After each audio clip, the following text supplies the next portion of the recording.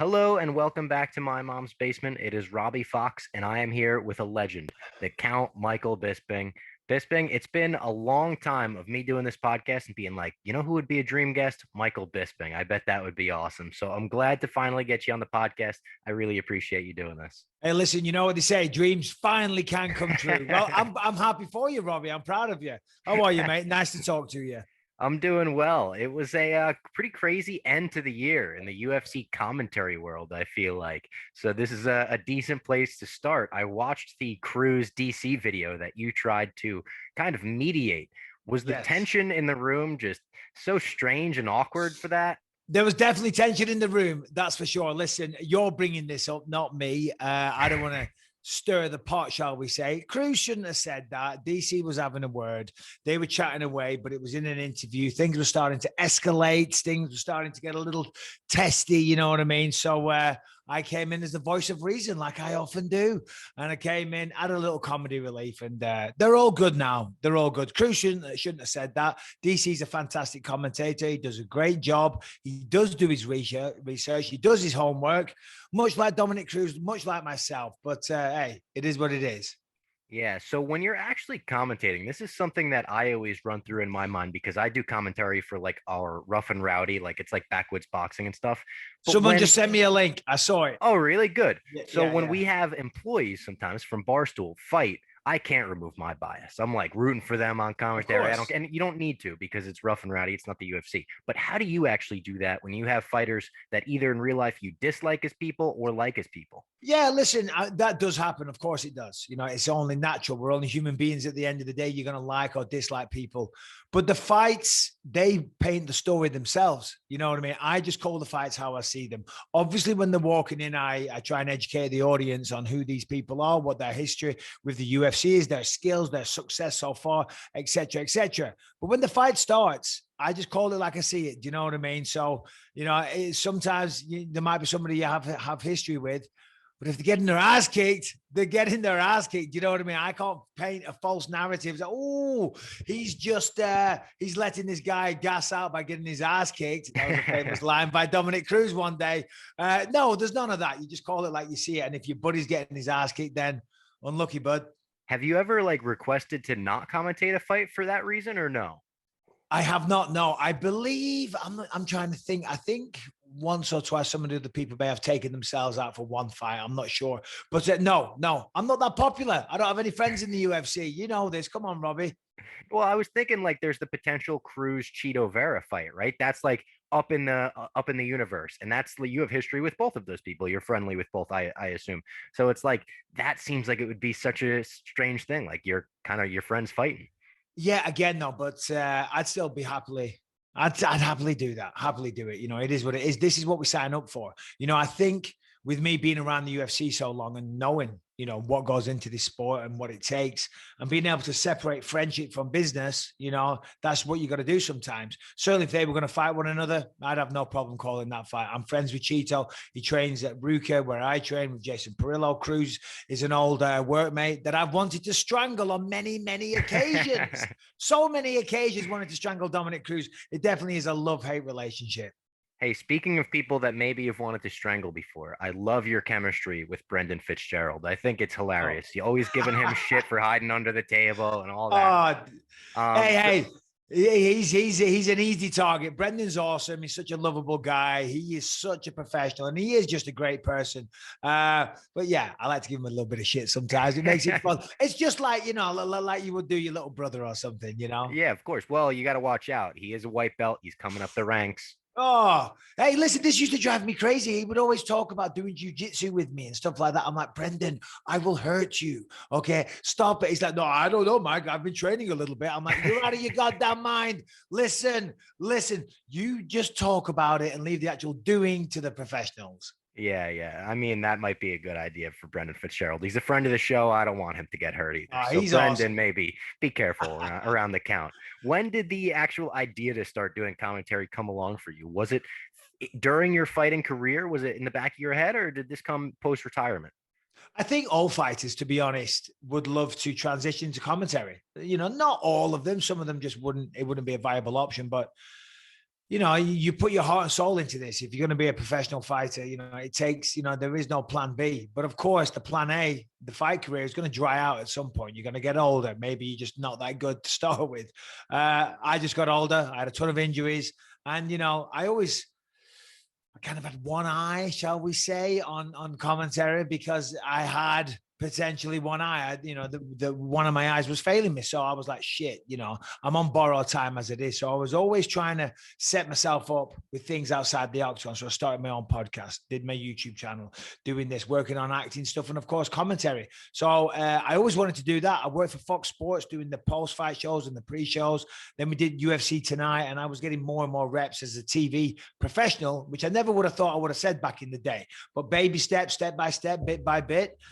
And then they gave me an audition to commentate The Contender, got that, did well, here we are. So it was never really a conscious decision. It was just an evolution of things over time. You have a lot of different endeavors now. You've got commentary, you've got the acting endeavors, like you mentioned, you've got live shows as well. Now you've got your podcast. Yeah. Which one do you find you get the most personal enjoyment out of? Do you know? Oh, that's a good question. That's a hard question. Like the shows that I just did last year, I did a one-man show, Tales from the Octagon.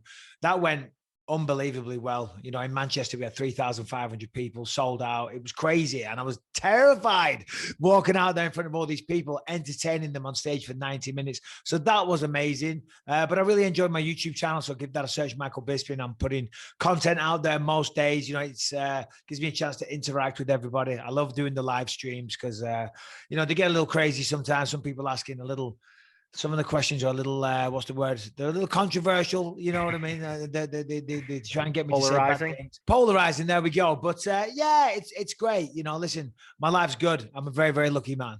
Yeah. Speaking of that YouTube channel, I was taking a peek at it before, and I'm a subscriber, obviously. And there's a very funny video from like 2 days ago of you getting home from doing commentary and your son immediately just trying to wrestle you. What's going on with that? I mean, you didn't even get out of your tie yet. Tell me about it. I know exactly. I get zero respect at my house. You know what I mean? I come in from a hard day's work, providing the beautiful house where they all live, and I get assaulted upon entry at like 11 p.m. at night. They're all sitting around. I'm exhausted. Nah, my son who came back. He had some talent though. Oh, he does. Yeah, he's on a wrestling scholarship. He's a big lump.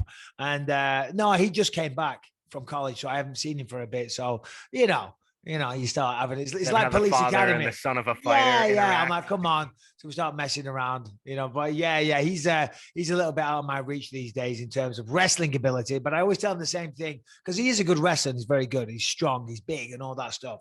And he's got better wrestling technique than I did. But I would say, Callum, be careful. You know what the best takedown in the game is? Left hook. Okay. Shut up, sit down, do your homework, and get me a beer. Does he have like dreams or aspirations of following in your footsteps after the wrestling career or no? I don't know. It gets spoken about sometimes. And I think because he's my son, maybe he'd like to try it. I think he might want to dip his toes in and try it. But he's a smart kid. Fighting's hard. It's a tough business. And I always say, I fought so they don't have to. Now, if he wants to, I'll support him 100%. I'll be there. But I'll be a pain in the ass. I said, listen, if you do it, you're doing it my way. I'm managing you. I'm training you. And you're going to hate me more than you already do. Are you going to be like his John Fury, like Tyson's dad? My God. Yeah. Making threats. What will do to his opponent's girlfriends. If he doesn't win the fight. Oh, my God. John Fury's out of his mind. I love it, though. What a character. Yeah, no, he's fantastic. And speaking of characters, I feel like throughout your fighting career, you were one of the greatest, quote unquote, villains that MMA has ever seen. And at some point, you seemed to embrace that and said, all right, I'm the bad guy. I'm going to make, sell fights on this. When was that in your career where you realized that embracing that was the right idea? Well, no one wants to be hated, do they? Do you know what I mean? So you want to be liked. But obviously, back in the day, I was younger and I was cocky, and I was maybe surrounded by some people that, weren't a good influence with me. I didn't have the best people around me. So, I look back and some of the things I said, I totally cringe at. But I remember because I was quite liked. I came off the Ultimate Fighter. People liked me. But then I fought Matt Hamill, UFC 75. God, that sounds a long time ago, doesn't it? 2007. And it was a close fight. And I should have said, whoa, that was a tough fight. Could have gone either way, respect to Matt and all the rest of it. But I didn't, and it was a free pay-per-view on Spike TV. He came out with the American flag draped all over him. He walked out to Born in the USA. And on top of all that, the man stone deaf. Do you know what I mean? And then I was a dickhead afterwards. I never said, oh, that was great. Tough fight. Could have gone either way. I basically abused him on the microphone. And then that was that. That was the change after that. My God, people were coming after me in style. But then after a while, you're like, okay, well, if this is how it's going to be, this is how it's going to be, and you Americans, I shouldn't say that, but Americans. No, you can say it. Throw me in there. They always paint the British as the bad guy. In the movies, it's always the bad guy. Do you know what I mean? And the UFC kind of liked it. The British liked me. And I'm like, fuck it. If you want me to be a bad guy, be my guest, buddy, because I can be a bad guy, especially when I'm fighting your people in the octagon. So that was that. But then slowly but surely, people kind of realized that I was joking, that I'm sarcastic a lot, and sometimes when things are written in print, the context doesn't cross over, you know what I mean? But then when I started working on TV, I think they started thinking, hold on a minute, this guy, he's not that bad after all. So, fortunately, I'm not quite as hated these days. No, not. I mean, I feel like in the MMA community, it's completely flipped. I feel like you're kind of beloved in the MMA community. Was it different before social media as well? Like you mentioned 2007, like you don't hop on Twitter after that fight and see what people are saying. So like, how do you even get that feedback? Yeah, you're absolutely right. But I'll tell you a story, because obviously, like fighters, we're all egomaniacs. We want to see what people are saying. I had my UFC debut when I won the Ultimate Fighter, UFC 66, MGM Grand, Tito Ortiz versus Chuck Liddell 2. And I went out there. I opened the pay-per-view. I had a great performance. I got a knockout in the first round. And I remember, you want to see what people are saying. I want to see how you're being received. And it was late. My wife had gone to bed. And we didn't even have a laptop back then because it was my first fight. We were broke. And there was a little internet center in the lobby of the MGM Grand. So I was on there on this forum. Do you know what I mean? Just seeing what people are saying. And they were saying, oh, he sucks. He sucks. He's shit. I'm like, what are you talking about? I just knocked the guy out in the first round. They're like, oh, he's not going to go very far. Blah, blah, blah, blah. But that's how it was back in the day. I remember when Twitter and social media got involved with it all. Again, I sound ancient. Everything changed. Because now with your opponents, you can talk shit to them directly. You haven't got to go through a journalist. You haven't got to go through someone that's going to maybe twist your words a little bit. You can actually just go right at them. You can put a video out there yourself, obviously with YouTube, Twitter, Instagram, all that stuff. Yeah, it really changed it. And in terms of trash talk, for want of a better word, but it's certainly a lot more fun now, a lot more interactive. What was your personal favorite build to a fight, speaking of all the trash talk? Oh, it's got to be Luke Rockhold too. Right, yeah. I mean, because that was every round was a 10-7 Bisping. Yeah, no, it kind of was, bless him. Poor guy. He looks good. He fights good. He doesn't talk too good. I'm going to pick my words, but he was talking shit to me. He was coming after me. Do you know what I mean? I was like, buddy, listen, mate, you're barking up the wrong tree here. But yeah. I mean, God bless him. I had some good one-liners in that one. Conceive, believe, achieve thing. And, he just set me up too good. God bless him. But there was a few fun ones over the years. I was very lucky. I had some memorable ones. Let me see who else. I don't know. Brian Stan, he was fun. We had a good lead up with that one. I don't know. Did you like it when opponents could kind of talk shit back to you and like if they were kind of on par? Yeah, loved it though. The GSP, that was a good one. I liked it because it makes it fun. Listen, at the end of the day, this trash talk term gets thrown around a lot. And I don't like that. But what it is psychology, basically. You're trying to make your opponent doubt themselves. That's the whole point of trash talk. Yes, you're bigging yourself up. Yes, you're trying to sell a fight, but you're trying to win a fight most importantly. So when I'm talking to someone, if I'm going to fight them, I'm going to try and remind them every time they were knocked out or if they were submitted, when they ran out of steam, and talk about times when I didn't. You're just trying to instill that little bit of doubt. And then at the weigh-ins, that's your final opportunity to get into the head of your opponent. And you're going to come face to face, almost nose to nose, and yeah, you might not look like you're putting your best foot forward. Your grandma might look at it and go, Michael, what are you doing? Do you know what I mean? But if I can make him doubt himself, if I can let him know, hey, listen, motherfucker, this is real. And when you see me in that cage tomorrow night, I'm going to smash your fucking head in.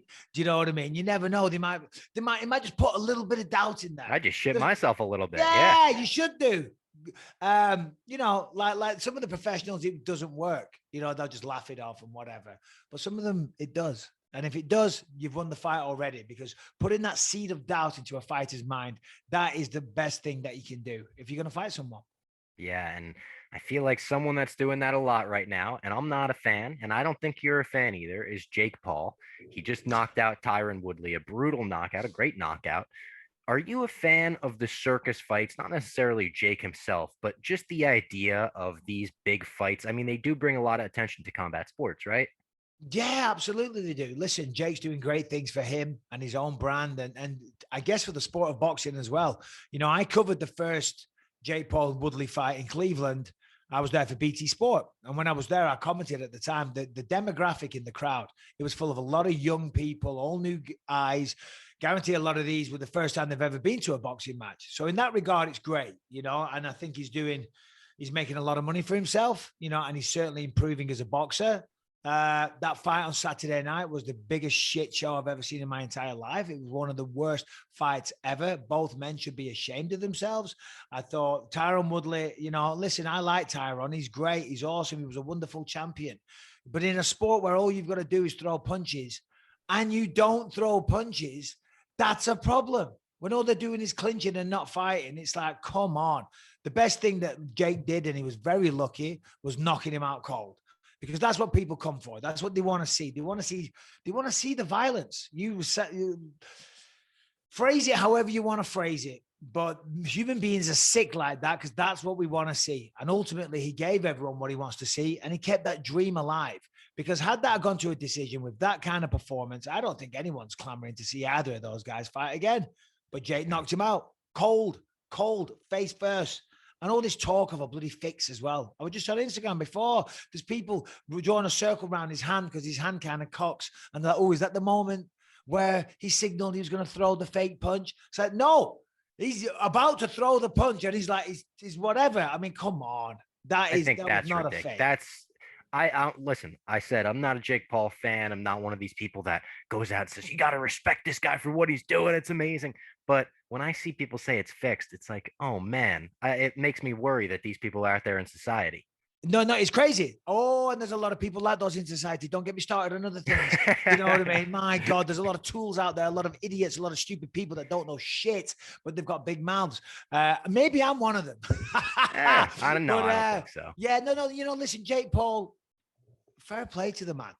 I said this before, there's no prerequisite in combat sports that you have to come from a disadvantaged background, that you have to, have been abused or beaten or poverty or whatever it is. Fair play. The guy's got money in the bank and he's fighting because he enjoys it. He loves it. He applies himself and he's getting better. He's picking off old retired fighters. Tyron Woodley's way past his sell-by date. He's lost his last 6. Ben Askren could never box to start with. Before that, it was Nate Robertson, a basketballer. Did he send you a contract that wound up being nothing? Yeah, he sent me a contract all day, mate, but he didn't buy. He didn't buy. I mean, if he wants to step in the ring, then I'm not saying I'll fight Jake Paul, but I would. I'd beat him up pretty easy, that's for sure. But hey, listen, fair play to the man. He's making money. God bless him. Yeah, a fan question we got here. They said, what was the Count's beer of choice after a big win? Oh, the beer of choice. Well, times have changed. That now I drink Sapporo. I love Sapporo for some reason. Yeah, that's my go-to. It used to be Stella for the longest time, Stella Artois. But there's this myth around that I'm some like big party animal, which is not the truth at all. Do you think that's another like American British stereotype? No. Listen. I've definitely, I enjoy myself, shall we say, and I'll have a couple of beers in the evening, but I ain't no big drinker. Do you know what I mean? It all comes from when I showed up to the Georges St-Pierre press conference, and I was hungover. I remember because we weren't supposed to fight until like forever. We didn't even have a date set for the fight, but we're in Las Vegas, and you're in Las Vegas, we're with all the team and the boys and my manager and stuff, and we had a few drinks and it got a little carried away. And it's like, well, we're not fighting anytime soon. You give me a date and I wouldn't be drinking. And as I say, I got a little carried away, and then I fell asleep, and then the UFC were like, where are you? I woke up like, oh crap, I'll be there. They're like, are you drunk? I'm like, no, I'm not drunk. They said, Dana said, if you're drunk, you are not to show up. I like, look, listen, I'm hungover. I'm not bloody drunk though. I just slept in. So anyway, I turned up and I was late. And George is like, "Are you intoxicated?" I'm like, "Yeah, I am, motherfucker." You know what I mean? So what? Man up, give us a date and I'll be training. Until Was then. Dana pissed at that press conference if he like warned you beforehand? He was pissed at first. I heard it because they said if he shows up and he's drunk, do not let him near the stage. And he was pissed at first, but afterwards, because I came out hot because I was like, yeah, I gotta make put up on for a show. this. I showed up late. Do you know what I mean? I showed up late, and this is like, I'm the champ, and so I wasn't really fulfilling my obligations when I showed up late. You don't do that. So anyway, so I came in hot and I put on a show. So then afterwards, Dana said, "That was awesome. You're an asshole, but that was awesome," with a smile on his face.